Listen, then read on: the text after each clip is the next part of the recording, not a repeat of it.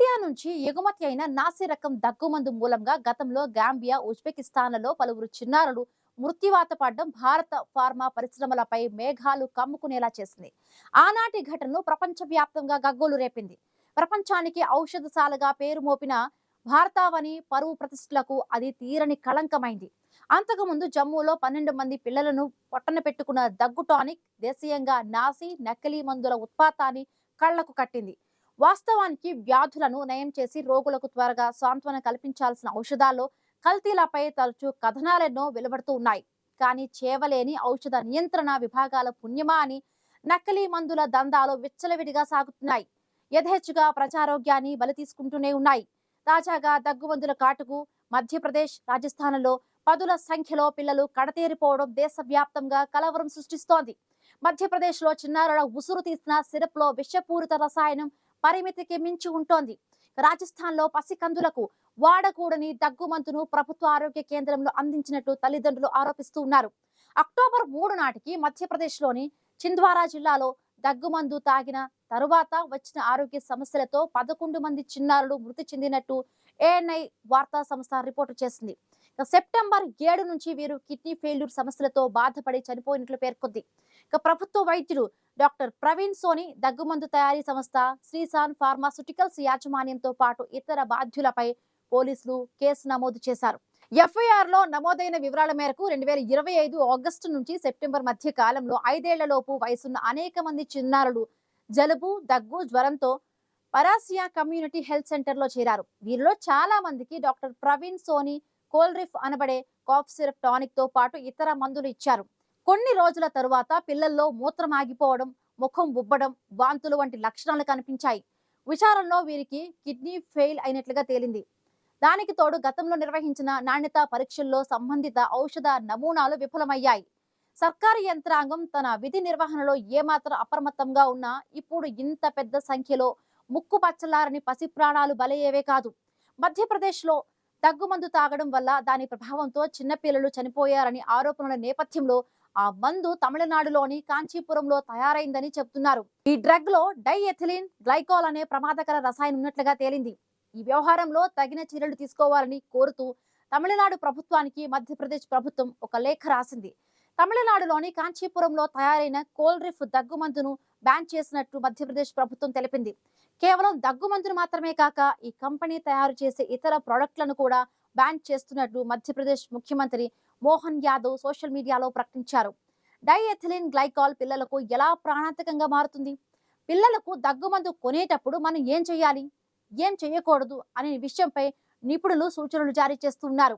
దీనిపై Tamil Nadu drug control విభాగం పరిశీలన జరిపి శ్రీసాన్ ఫార్మాస్యూటికల్స్ తయారు చేసిన కోల్రిఫ్ దగ్గు సిరప్ లో కల్తీ జరిగింది అని నిర్ధారించింది. దీంతో 2 ఏళ్ల కంటే తక్కువ వయసున్న పిల్లలకు దగ్గుమందు ఇవ్వొద్దని కేంద్ర ప్రభుత్వం సూచించింది. సదరు కంపెనీ తయారు చేసిన దగ్గుమందును కేవలం పిల్లలే కాకుండా ఏ వయసు వారు కూడా వాడవద్దని తమిళనాడు వైద్య ప్రజా సంక్షేమ శాఖ మంత్రి ఎం సుబ్రహ్మణ్యం తెలిపారు. ఇదిలా ఉంటే జలుబు, దగ్గు వంటి లక్షణాలు ఉన్నప్పుడు 2 ఏళ్ల కంటే తక్కువ వయసున్న పిల్లలకు ఓవర్ ద కౌంటర్ అంటే డాక్టర్ ప్రిస్క్రిప్షన్ లేకుండా మందుల దుకాణాల నుంచి కొనుగోలు చేసే మందులు ఇవ్వద్దని America food and drug administration FDA తెలిపింది. ఇలా ఉపయోగించే మందులు పసిపిల్లల విషయంలో అత్యంత ప్రమాదకరమైనవి, ప్రాణాంతకమైనవిగా మారుతాయని తెలిపింది. పిల్లలకు రికమెండ్ చేసిన మోతాదు కంటే ఎక్కువ మోతాదు మెడిసిన్ లో ఉండొచ్చు. పిల్లలకు వీటిని తరచూ తాగిస్తే అది క్రమంగా ప్రమాదకరంగా మారచ్చు. మందులు తయారీదారులు ఒకేసారి ఒకే మెడిసిన్ లో 2 రకాల ప్రొడక్ట్లను వాడుతూ ఉండొచ్చు. ఉదాహరణకు ఎసిటమినోఫెన్ ఉన్నదాన్ని నొప్పి నివారణకు, అదే ఎసిటమినోఫెన్ ఉన్న మందును జలుబు మందుగా తీసుకుంటారు. ఇలాంటి సందర్భాల్లో శరీరంలో డోస్ పెరుగుతుంది. నిజానికి పిల్లలు చాలా వరకు వారికి వచ్చిన జలుబును, దగ్గును సొంతంగా ఉండే ఇమ్యూనిటీ పవర్ తో పోగొట్టుకుంటూ ఉంటారు. 5 సంవత్సరాల కంటే తక్కువ వయసున్న పిల్లలకు సరైన మోతాదులు క్రమం తప్పకుండా వైద్యులు సూచించిన విధంగా మందులు ఇవ్వటం చేయాల్సి ఉంటుంది. కానీ అలా జరగడం లేదు. మందును సరైన మోతాదులో తీసుకునేందుకు వీలుగా కొలవడానికి వీలు కల్పించే మూతను కూడా దానితో పాటు పంపిణీ చేయాలని తయారీ సంస్థలకు సూచనలు ఉన్నాయి. మందును తీసుకునేందుకు ఇళ్లలోని స్పూన్లను, ఇతర మెడిసిన్ సంబంధిత ఎక్విప్మెంట్స్ ఎట్టి పరిస్థితుల్లోనూ వాడకూడదు. పెద్దల కోసం తయారు చేసిన మందులను పిల్లలకు అస్సలు ఇవ్వకూడదు. ఒక వ్యక్తి వయస్సు, శరీర బరువు బట్టి దగ్గుమందును వేసుకునే మోతాదు మారుతుంది. అందుకే పెద్దలు తీసుకునే మోతాదును పిల్లలకు ఇవ్వకూడదు. పెద్దవారి కిడ్నీలు మెచ్యూర్డ్ గా ఉంటాయి. అందువల్ల ఈ మందులు కిడ్నీలకు ప్రమాదం కలిగించే అవకాశం ఉంది. అందులో మోతాదులు భిన్నంగా ఉంటాయి. కానీ ఈ సూచనలు తెలియని వారు అలాగే ఉపయోగిస్తూ ఉన్నారు. దాంతో ప్రమాదాలు అనివార్యమవుతూ ఉన్నాయి. పైగా వైరల్ ఫీవర్ వచ్చినప్పుడు దగ్గుమందు ఇవ్వకూడదు.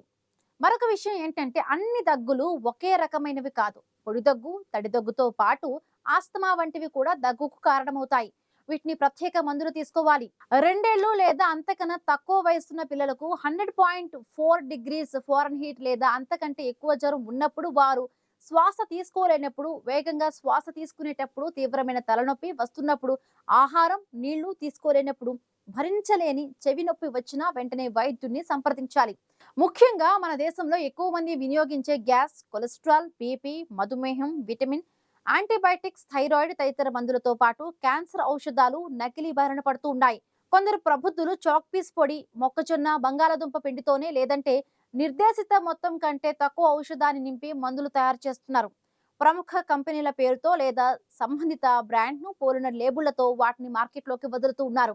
కమిషన్ల కక్కుర్తితో కొందరు వైద్యులు, దుకాణదారులు వాటిని ప్రజలకు అంటగడుతూ ఉన్నారు. దాంతో జనం జేబులు గుల్ల కావడంతో పాటు రోగాలు మరింత ముదురుతూ ఉన్నాయి. కల్తీ రాయిళ్ల డబ్బు సంపాదన యావ రోగులకు ప్రాణాంతకంగా పరిణమిస్తోంది. తెలంగాణ రాజధాని హైదరాబాద్ నగరంలో గడిచిన 2.5 ఏళ్లలో పట్టుబడ్డ నాసిరకం మందుల విలువ 1.73 కోట్ల రూపాయల మేర ఉంటుందంటే నకిలీల విజృంభణ ఏ స్థాయిలో ఉందో అర్థం చేసుకోవచ్చు. వాటిని నివారించేందుకు ప్రాణాధార ఔషధాలపై క్యూఆర్ కోడ్ను కేంద్రం తప్పనిసరి చేసింది. అయినప్పటికీ వ్యవస్థాగత లోపాల కారణంగా అనైతిక వ్యాపారానికి అడ్డు అదుపు ఉండటం లేదు. అధ్యయనాలతో తేలిన మరొక షాకింగ్ విషయం ఏంటంటే దేశంలో లభించే ఔషధాల్లో 25% నకిలీలేనని తేలింది. ఉత్తరాది రాష్ట్రాల్లోని చిన్న, మధ్యతరహా సంస్థలే ఎక్కువగా నాసి రకం మందుల తయారీ కేంద్రాలు ఉన్నాయి. ప్రస్తుతం పట్టుబడుతూ ఉన్న మందులతో పోలిస్తే నకిలీల బెడద ఇంకెన్నో రెట్లు అధికంగా ఉంటుందని అంచనా. విస్తృత స్థాయిలో ఔషధ నాణ్యత పరీక్షలకు తగినంత మౌలిక వస్తువులు మన దేశంలో లేవు. ఇప్పటికే దేశంలో డ్రగ్ ఇన్స్పెక్టర్ల కొరత కూడా తీవ్రంగా వేధిస్తోంది. ఇందువల్లే శాంపిళ్ల సేకరణ అరకొరగానే ఉంటోంది. మరొక వైపు ఔషధశాలల నిర్వాహకులతో అధికార గణాల అవినీతి అనుబంధాలు బహిరంగంగానే కనిపిస్తున్నాయి. ఇవన్నీ నేరగాళ్లకు ఆయాచిత వర్గాలుగా మారుతూ ఉన్నాయి. మరొక వైపు ఔషధశాలల నిర్వాహకులతో అధికార గణాల అవినీతి అనుబంధాలు బహిరంగంగానే కనిపిస్తున్నాయి. ఇవన్నీ నేరగాళ్లకు అయాచిత వరాలుగా మారుతున్నాయి. పైగా వాతావరణ మార్పులు, గాడి తప్పిన జీవనశైలి మూలంగా రకరకాల వ్యాధులు ఎన్నో వచ్చి పడుతూ ఉన్నాయి. ఈ సమయంలో కల్తీ మందుల కట్టడిలో ఉదాసీనంగా వ్యవహరిస్తే దేశ పురోగతి ప్రమాదంలో పడుతుంది.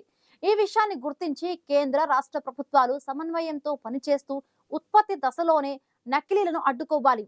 కానీ అలా జరిగే అవకాశం కనిపించడం లేదు. ప్రజారోగ్యంతో చెలగాటమాడే దుర్మార్గులకు కఠిన శిక్షలు పడేలా చూడాలి.